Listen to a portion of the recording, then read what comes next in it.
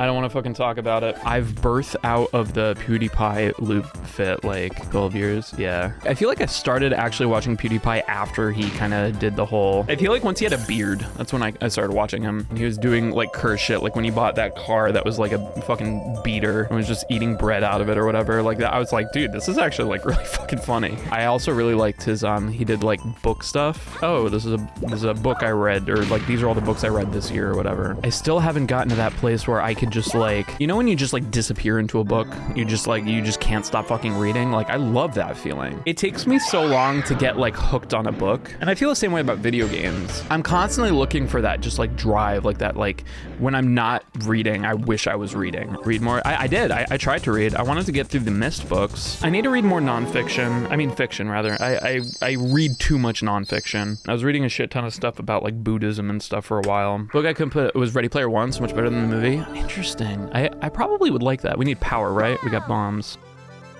That is bombs. Hunchback and Les Mis. Oh, interesting. You know about Buddhism now? I've always known about Buddhism. Like, if I don't know. I feel like my spiritual beliefs are kind of all over the place, but the thing that I'm closest to is probably Buddhism. I really enjoyed 7 Pillars of Buddhism or whatever. It like goes through a lot of the actual dialogue between like a Buddhist master and people like coming in and kind of like seeking enlightenment and stuff. And you know, a lot of them just being like pissed because they're like, I thought I was gonna come and like experience this in like a nice quiet like retreat, but like nah, it's, oh my god, are you serious? Fuck it. I used to hate reading books and oh yeah, I'm the same way with like learning anything, you know. In school, I just fucking hated learning, but now that I'm a fucking grown adult child, I really love learning about shit. So I figured I'd feel the same way about reading, but reading is still kind of hard. It's hard for me to get to the point where I feel like it's actually something that's like filling me up rather than me kind of like investing a lot of time into trying to like dive in. You know, do I have a favorite book? I do really like the first Mist book of Atros, but that one takes a fucking long time to start getting good. I remember I read it when I was fucking grounded. I couldn't play video games, and I was like, okay, I'll just read this book that I've had for a while. Yes, I like booking a big gig. Power of Now is an interesting one, but again, that's kind of nonfiction, kind of self-help bullshit. Like fiction and fun stories. I read Aragon, that was pretty good. I usually have an answer, and I can't think. It's probably Mist, Book of Atros. I really liked how like, once it set it up, it was really, really like rich, and having the background of just like loving the Mist series and stuff, it was fun. Used to love Harry Potter. Yeah, Prisoner of Azkaban might be one of my favorites. That or Goblet of Fire. It's weird because like the movies of my favorite books were like some of my least favorites, except for Goblet of Fire. I think Goblet of Fire was pretty fucking sick, but I think the only book I really enjoyed from reading in school was probably Bridge to Terabithia. That one made me fucking cry like a baby. Wasn't Goblet the most different from the book? Yeah, but I mean, it was still, I don't know. There is the meme of like, Goblet of Fire, you know, which definitely was not like that in the book. Dumbledore calmly asks Harry, did you put your name in the Goblet of Fire? Yeah, I don't think Harry Potter's overhyped. I think Harry Potter is just for a specific audience, not trans, apparently. No, I honestly, I very much at this point separate the books from the author. For all intents and purposes, Harry Potter was written by God.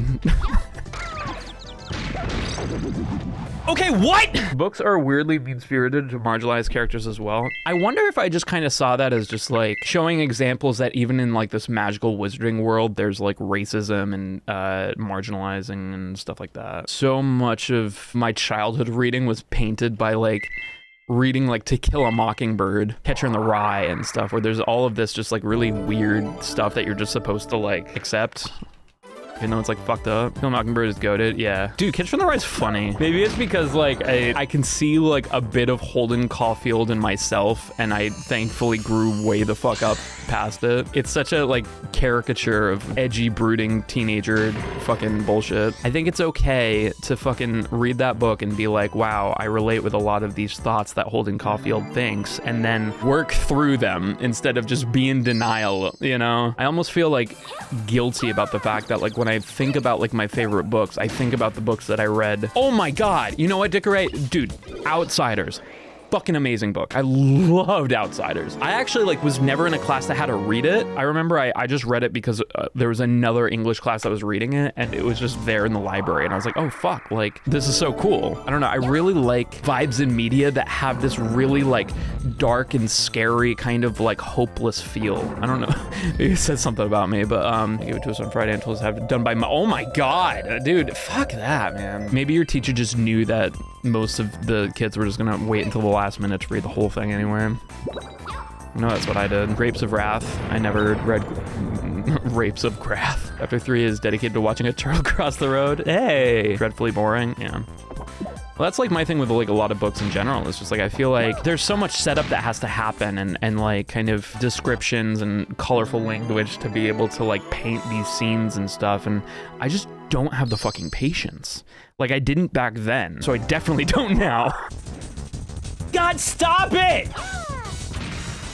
I hate this video game sometimes, man. I don't understand. I have always wanted to like read through the Lord of the Rings books, but I've read like half of every Lord of the Rings book and then just couldn't keep reading it for some reason. I don't know, like it sucks. I want to enjoy books more, but I feel like I need books that just like fucking grab me by the fucking balls immediately.